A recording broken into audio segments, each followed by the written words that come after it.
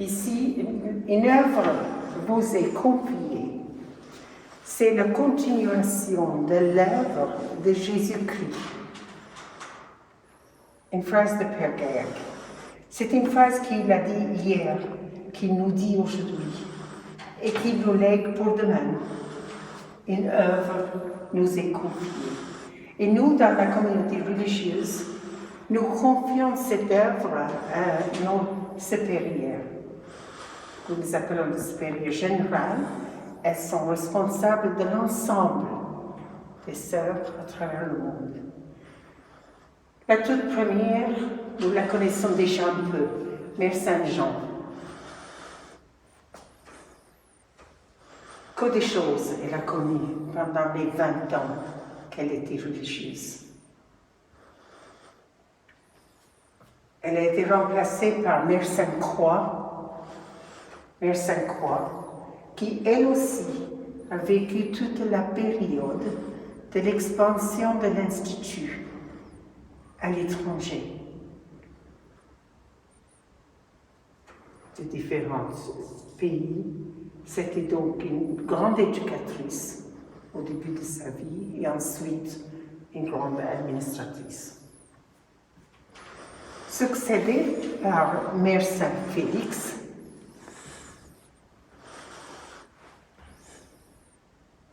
qui était la sœur d'ailleurs de Père Mémard, l'ami intime de Père Gaillac. Elle a vécu une période clé de l'histoire, dans le sens qu'elle a commencé son temps en 1800, vers la mort du Père Gaillac. Et donc, c'est elle qui s'est occupée de tout le suivi, de prendre en charge la continuation, en quelque sorte, de l'esprit de notre fondateur. Après elle, l'Institut était confié, l'œuvre était confiée à Mère Sainte-Constance, une femme d'ici, d'un village voisin. Et cette femme a connu la période de la séparation de loi de l'Église et de l'État. Elle a donc dû gérer beaucoup de choses, mais c'était aussi un temps où l'Institut a continué à s'agrandir. Après elle, l'œuvre est confiée à Mère Joseph Butler. Mère Joseph Butler qui donc a vécu pratiquement jusqu'au début de la guerre mondiale, la Deuxième Guerre mondiale. Elle a commencé sa vie au Portugal et ensuite a assumé tout un travail aux États-Unis et ensuite, devenue supérieure générale, elle a promu l'éducation, le développement sur tous les plans. L'œuvre est confiée encore à Mère Gérard Félin. Mère Gérard Félin qui, elle, était pour une éducation de grande qualité et pour une amélioration de la société. Elle a poussé l'Institut dans ce sens. C'est elle aussi qui présidait l'Institut au moment du centenaire, qui donc était au début de la fondation de ce qui s'est passé ici à Béziers lors du centenaire, mais aussi elle a vu la première fondation en Mozambique.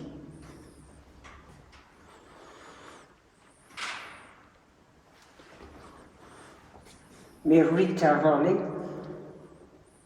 a été supérieure pendant peu de temps, morte à cause de la maladie. Cette phrase d'elle dit beaucoup. Ce que les chrétiens d'aujourd'hui cherchent, c'est la vie dans toutes ses dimensions. Une nouvelle génération cherche le divin comme la véritable essence de sa vie. Nous remarquons que la vie a changé, les époques changent. Elle est, pour ainsi dire, la porte d'ouverture pour un grand changement dans l'Institut, comme il y aura un grand changement dans l'Église avec Vatican II.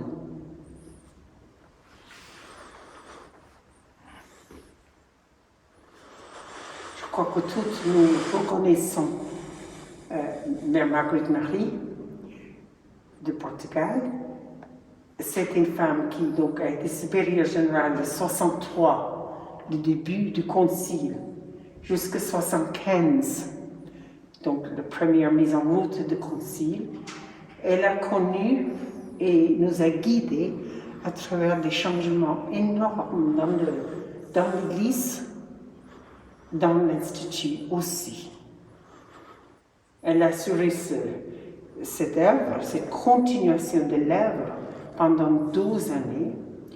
Elle a tout investi pour que l'Institut reste uni, malgré une diversité énorme manifestée lors de l'époque de Vatican II.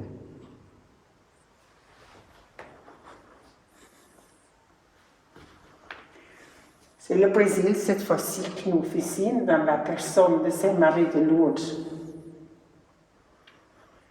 Donc, venant du Brésil, Sainte-Marie de Lourdes a connu l'époque de cette prise de conscience des riches et des pauvres, une prise de conscience de la détresse des uns et l'opulence des autres. Très marquée par les événements d'Amérique du Sud, elle a été d'ailleurs invitée pour la conférence de Puebla, et c'est cette prise de conscience qu'elle a amenée dans notre institut. C'est avec elle que nous avons ouvert nos cœurs et nos esprits encore plus grands à cette option des pauvres, option pour les pauvres. Une option d'ailleurs qui était très fidèle à l'esprit de Jean Gaillac, puisque c'est ce qu'il a toujours dit, c'est une manière de regarder le pauvre, de communiquer avec le pauvre.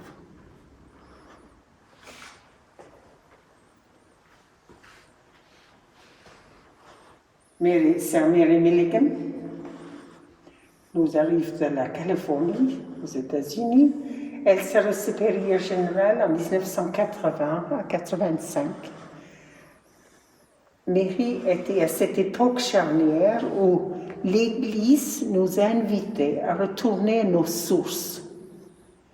Donc, elle a fouillé dans les lettres des fondateurs, dans le courrier de Mère Saint-Jean, dans le courrier du Père Gaillac, et elle a amené aussi la modification de nos constitutions. Elle a mené la congrégation à travers toute cette réflexion depuis chaque communauté, chaque sœur, on pourrait dire, chaque communauté, chaque province et tout l'Institut, jusqu'à aboutir à nos nouvelles constitutions en 1980.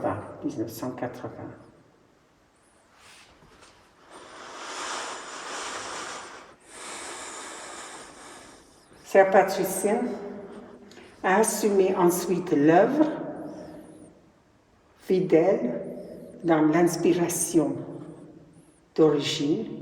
Elle était aussi à l'inspiration de beaucoup de projets par rapport à une planification, à un planning de l'Institut. Une idée aussi très chère à son cœur, c'était l'idée que nous étions un seul corps pour la mission. Bien sûr, chaque province avait son autonomie, était très insérée dans une culture locale et obéissait à une loi d'un pays différent. Et il était important pour nous de saisir la dimension d'un corps pour la mission. Il est impossible ici de nommer tout ce qu'elle a fait au niveau de son mandat. Un noviciat s'est ouvert en Zimbabwe. Il y a eu une assemblée, la toute première de l'Institut en Afrique.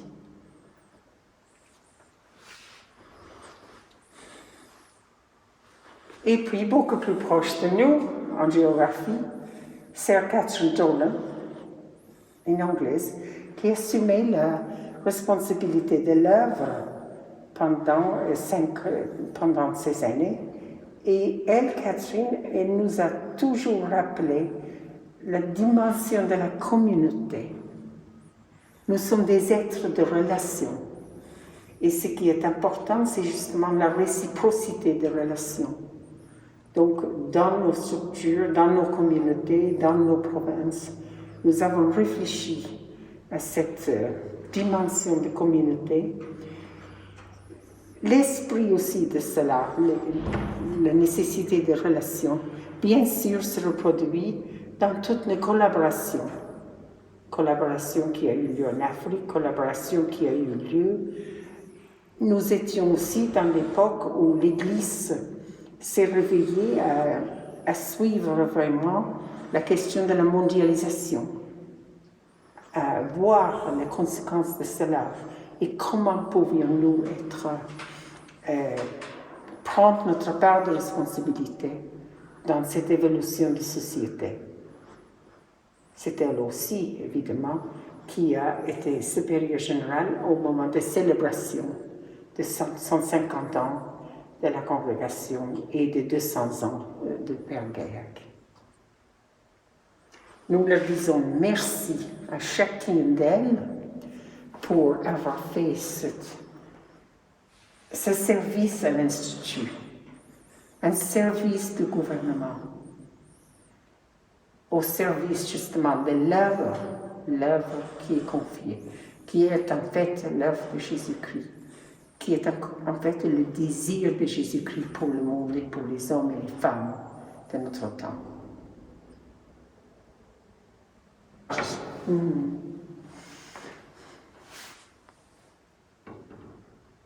Thérésine, c'est encore le Brésil qui va continuer à assumer cette œuvre. Née au Brésil, Thérésine a servi dans beaucoup de domaines, jusqu'au chapitre où on lui a demandé de raviver la flamme du don de Dieu, raviver le charisme. Elle a fait beaucoup de choses autour de son mandat. Peut-être, on peut rappeler en particulier l'esprit de collaboration entre les laïcs et les religieuses. La passion aussi pour la mission, quel que soit le lieu et quel que soit notre âge. Une mission insérée dans la mission de l'Église, en collaboration avec l'Église, en dialogue avec les évêques et le pape. Réactualiser aussi le planning de l'Institut et préparer en particulier la fondation de notre noviciat international au Brésil. Un travail immense de réflexion, partage et discernement pour fonder ce premier noviciat au Brésil. L'œuvre serait ensuite confiée à Sister Rosamond Blanchet des États-Unis. Son mandat disait « Sur la route d'Emmaüs ». Effectivement, le chapitre était basé sur ce texte tiré de Saint Luc, où Jésus ressuscité rejoint les deux disciples qui marchent. Son époque, ses années de service, étaient effectivement marquées par la marche. Entre toutes les choses qu'elle a faites, je vais rappeler en particulier toute la réflexion, le dialogue pour continuer, fortifier la mission en Afrique, encourager la collaboration et surtout tout ce qu'elle a fait au niveau de discernement par rapport à la maison mère, à cette maison dans laquelle nous nous trouvons, à l'heure même. Nous étions véritablement sur une route. Marcher sans cesse. Avancer, suivant le dessein de Dieu, dans une foi profonde que l'avenir se dessine.